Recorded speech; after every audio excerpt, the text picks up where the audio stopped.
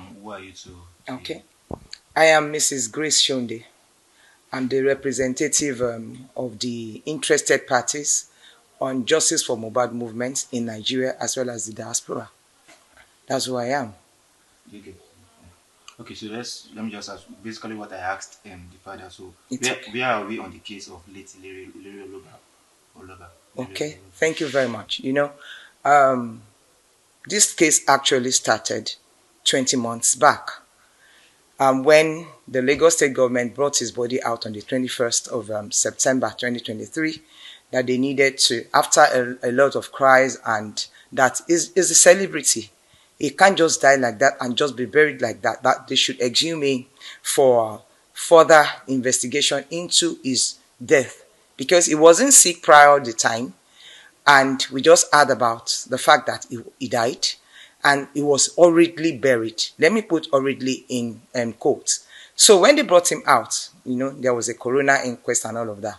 So long story short, by 25th of September 2025, because the coroner had actually started, and the people that were around him 24 hours, 48 hours, 72 hours, rather than be taken in as suspects, they were taken in as witnesses, and they gave their own deposition as well as testament at the coroner court when it started in 2023.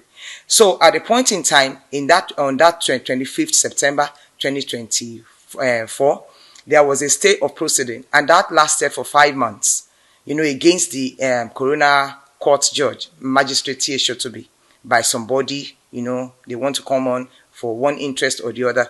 But eventually, the court reopened on the 28th of February 2025. And so before that stay of proceeding, there were witnesses that were supposed to come. And all of them came when the coroner reopened. We have Sam Larry, we have Naira Mali, we have the nurse, we have the doctor. There were 2 doctors. The first hospital was Kuramet. She didn't come. She has not come. And the other one was Perez. The man came. There was a private autopsy and toxicology by the family. The pathologist came, and all of them gave their deposition. Now, the reason why we're giving this interview, I'm of course coming on air to just let people know, one, that this whole affair, we're still on it. The interested parties are still asking what actually killed Mohbad. Do you understand?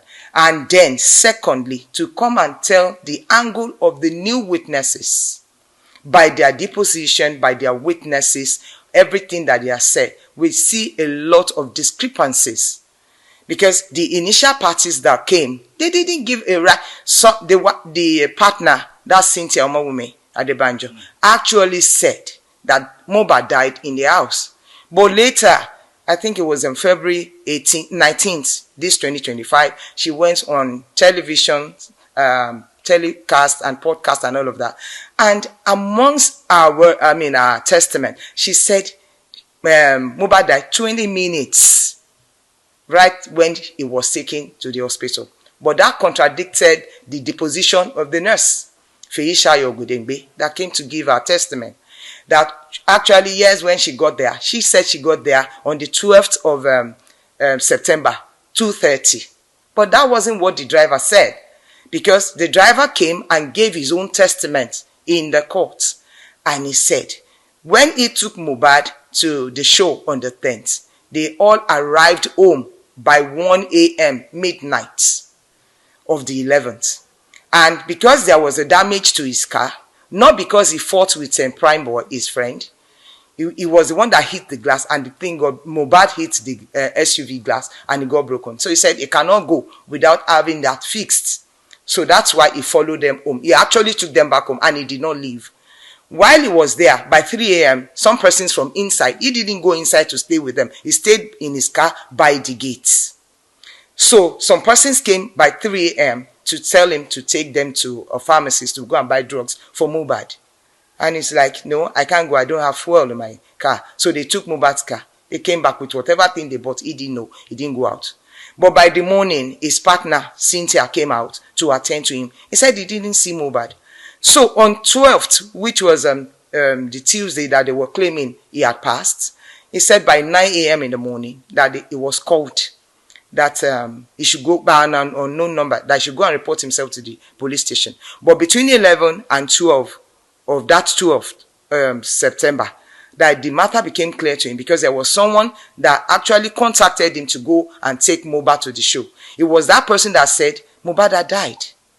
And he said he was shocked. So by 2:30 that the nurse arrived, he said he still met Mohbad alive. You see, all those discrepancies is what we want the government to look into. By their testament, the doctor of Perez Hospital said Mohbad was brought in there, that there were CCTV footages to cover it from right when they entered into the hospital, and it was not even taken into any ward, that it was attended to at the reception area. And there was a CCTV. That what he first did as a doctor was to administer a first aid, and there was no response. Every stages of rigor mortis had set in. And he said he even looked at the sole of the feet. It was plain white with spotted black, which indicated that 3 hours could be more. And he said he advised them that they should take Mohbad to the morgue, to the government morgue. They took him back home. So that is that about the story about the reopening of the inquest. Now let me just talk about the pathologist. What's the huge difference in the government pathologist report as well as the private?